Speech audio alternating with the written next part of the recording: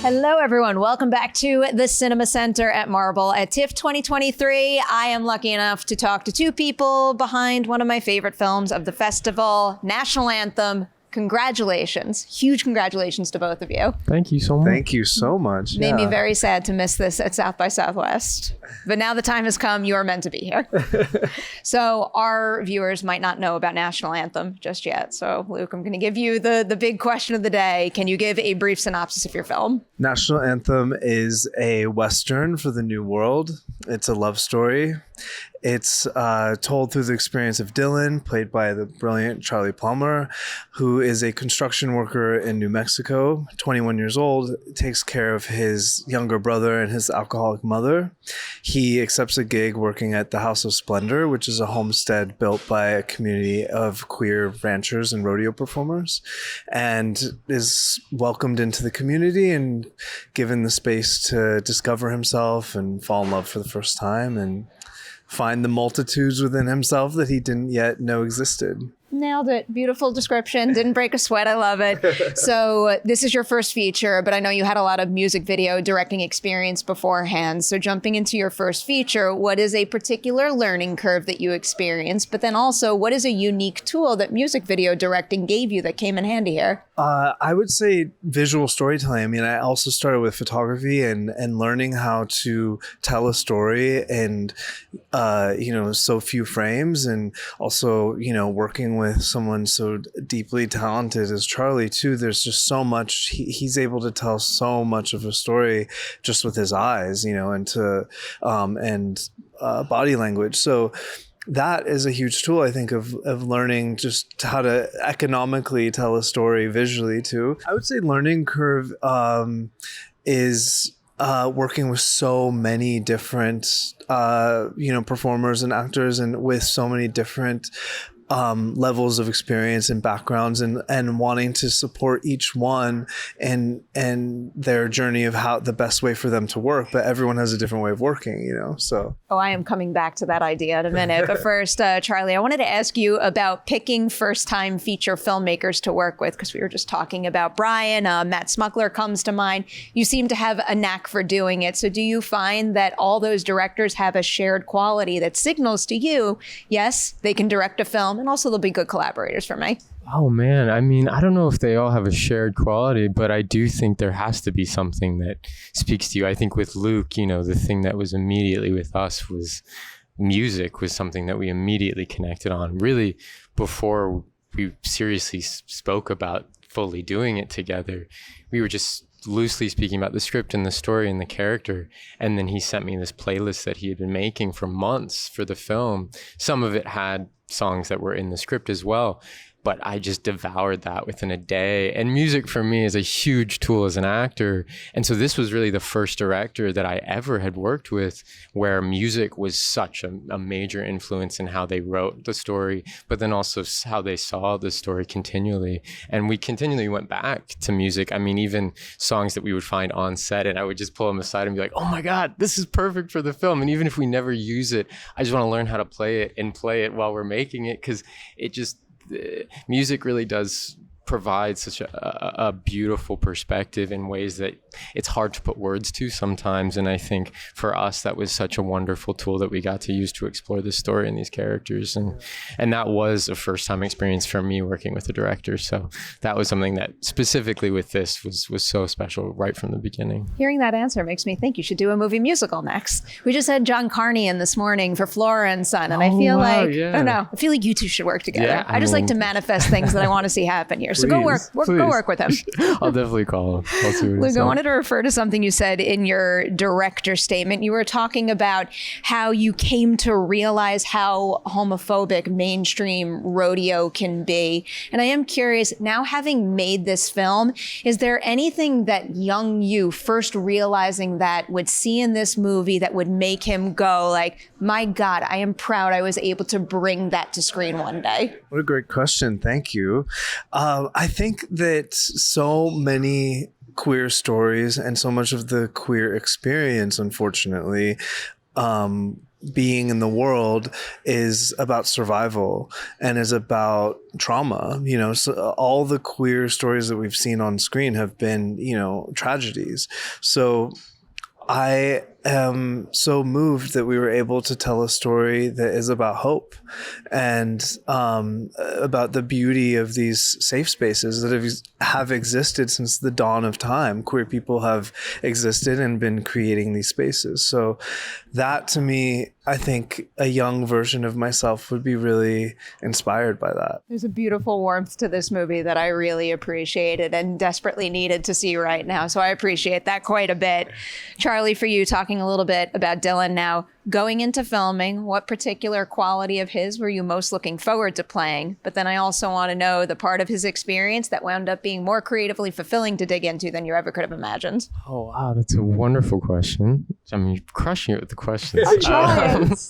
I got to make sure my questions match the quality of the movie you bring in. Wow. Well, there you go. That's it. That's the interview. I think we're done. I think for the character, I mean, going in, I think something I was really excited about. I mean, you know, I've kind of been obsessed with being like a wannabe cowboy for such a long time, and speaking to Luke, who's an actual cowboy, and understanding that what he was wanting to do with this was create a classic Western love story, but taking this cowboy archetype that has been the idea of the American man in so many ways, and finding a much more full perspective of what that really means, and in this case really embracing the side of femininity with this person. And I think that was the thing I was most excited about really like witnessing in myself as much as through the story, both of those energies coming together to be in this one human. And that was really, really wonderful to get to live out.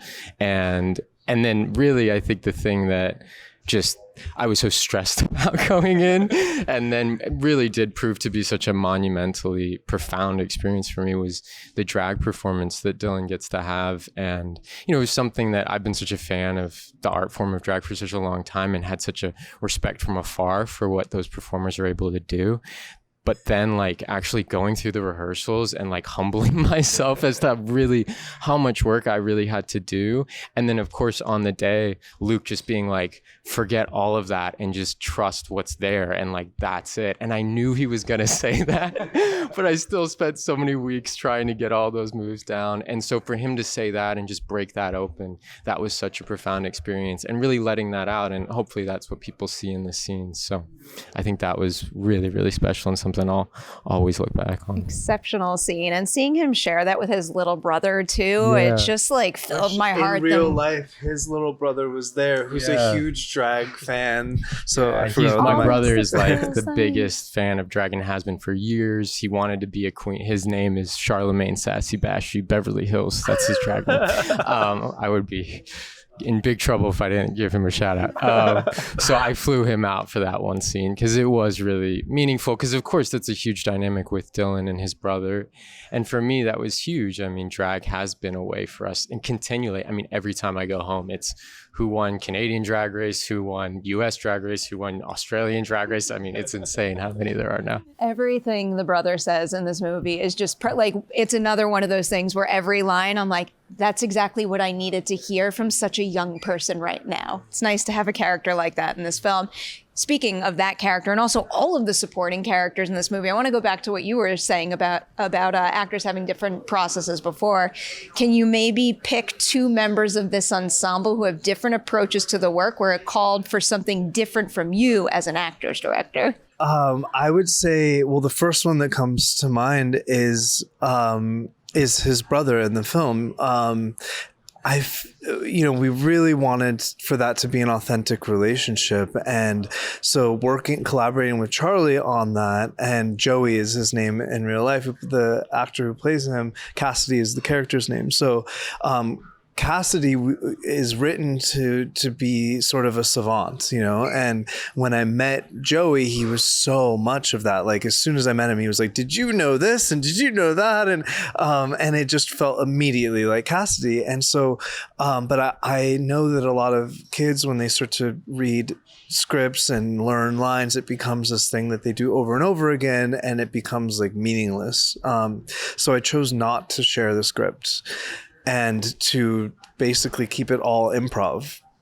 And I think that was a really interesting way for us to work, so that it really felt fresh and new in the moment with them. But that also meant that rehearsals were different. It was more about them building a relationship and a rapport, which I feel is so moving. It was really moving to watch them do that. It was very real. What was your reaction to finding out that you would have to film something that way? Is that exciting or is it intimidating? I mean, it was exciting because I think there's such a trust between Luke and I that when he said that, it just honestly made sense, because especially after I met Joey, and as a former child actor, I know that the way kids are taught, especially, you know, when they're starting out, is to kind of be perfectionist about the material and try to find a formula that works. And so, you know, oftentimes kids come to a set on the first day and have a very clear idea of how they're going to do it. And what Luke was wanting with this film was really the opposite from all of the performances, and really kind of leaving space for something else to kind of come up throughout the scene. And so with Joey, I think it just made more sense for us to like have an understanding of where the scene would need to go, and to, of course, have that conversation with him beforehand, but also make sure that we were never like, you know, locking into one way of doing anything. And I think that's where a lot of these really special moments, like especially the scene that I think just came out that people can see, where I come home and he's helping me take off my makeup, you know, so much of that was just the truth of him and how he was responding to me. And that is what's so beautiful about that. It was like one take. It was all just in the moment of their honest interaction. So that was a really inspiring way for us to bring out the truth and the heart of the scene. You know, not the whole movie was that way with everyone else, but the scenes with Joey playing Cassidy were. So it was, I think, a cool way for us to keep things fresh and interesting too, and Such find an effective choice. Thank you. I love that. To loop in, so we've got Joey now. To loop in another actor in this ensemble, Charlie. Can you maybe pinpoint someone who is just like exactly the scene partner you needed for a really challenging scene, where what they did helped you access something in Dylan that you might not have been able to reach without them? Absolutely. I mean, that's a pretty easy answer. I think Luke knows what I'm going to say with this, but Mason Alexander Park, who plays Carrie in the film.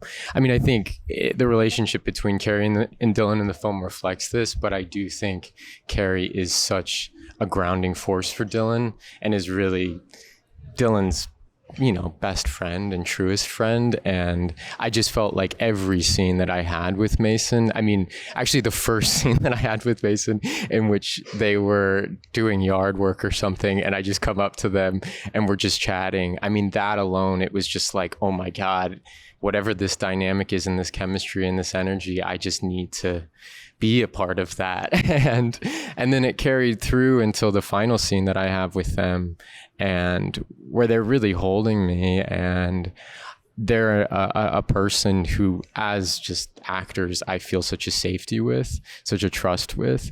And for that scene in particular, because that was so much of what the scene was about, and Carrie as a character really allowing Dylan to see his future and to feel safe in seeing his future, and to feel held in seeing his future, to not be scared of that, you know, that meant so much to me. And of course, you know, it always reverberates, you know, all the layers. And I think Mason, like, really wonderfully at South by, we got to have a really wonderful moment together after the film, where I think we both really shared just how much that meant to one another. And also seeing that in the film, when you know that, you know, it's validating to get to witness it again on camera. So Mason's I'm so grateful for them. Yeah. I had one so conversation with them, and it's just, they like radiate this warmth and this energy that you can't get enough of. And you just want to sit in that room with them all day long.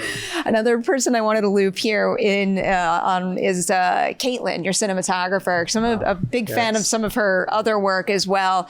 When you're looking for a cinematographer for something like this, what do you see in her that signals to you, like, not only is she good at her job and can help me execute my vision, but she can also add to it and elevate it throughout the process. Oh man, there was really no one else I wanted to work with. I think, especially coming from a photography background, I'm so visual, and so it's, you know, it's very important person to be collaborating with, you know, and a decision I did not take lightly, but it was so clearly her for me because yes, she's immensely talented, and there's just phenomenal depth to her vision and so many layers in terms of how she sees the material and what she brings to it, but also just our personalities. It really comes down to that, of the way that we genuinely want to be hanging out with each other all the time. And it's you know, especially working on indie films like this, like you really become family. And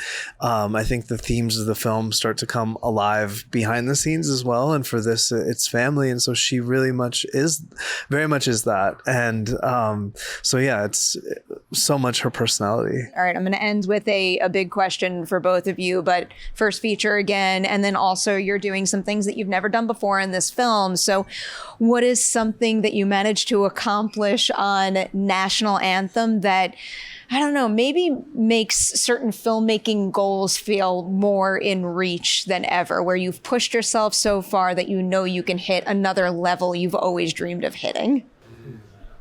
Do you want to answer that? Or you want me to answer? You go first. I mean, I think for me, there's so many individual moments to go through. I mean, obviously that drag performance was one of them. But I think for me, quite honestly, this may be a cop-out answer, but it really was the whole experience, like just how intimate our first conversation about the script felt. And it felt like it was really just us and sharing this vision and understanding.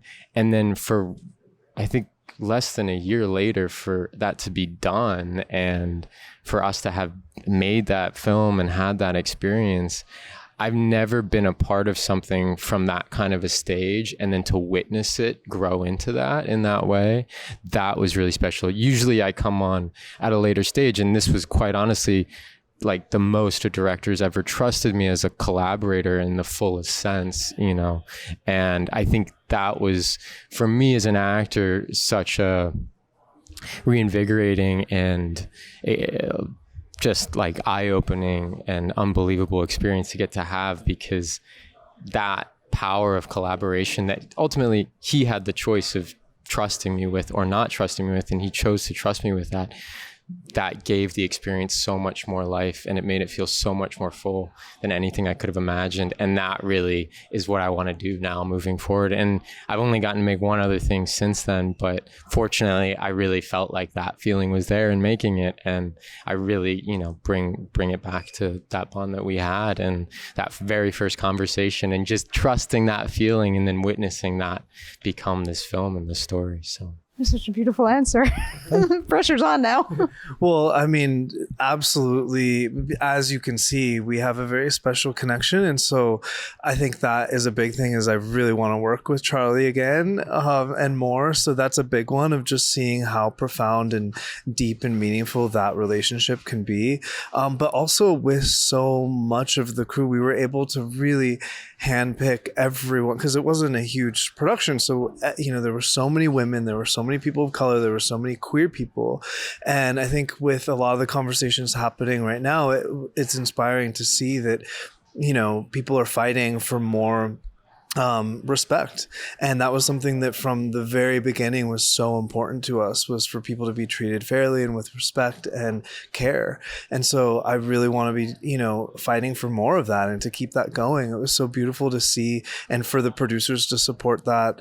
And so it was, to me, a really inspiring example that is possible, it can be done, and to keep going. I'll be greedy. You haven't even released this movie out into the whole world yet, but I want more of exactly what you just said. So I am rooting for both of you and for this movie. Thank you so much for your time. Congratulations. thank you so much. And a reminder to everybody out there, National Anthem, do not miss it. And stay tuned. More from TIFF 2023 coming your way very soon.